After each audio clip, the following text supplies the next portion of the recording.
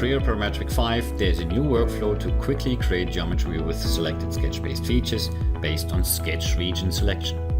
Set the selection filter to sketch region to quickly select one or more sketch regions. Note the new keyboard shortcuts: press Shift S to switch to the sketch region selection filter, press Shift G to switch back to the geometry selection filter. 2D box selection is available for sketch regions. Sketched entities that are involved can belong to different sketches of the same model. After you make your selection, a context-sensitive mini toolbar provides direct access to the features that support sketch region input: extrude, revolve, fill, and sketch.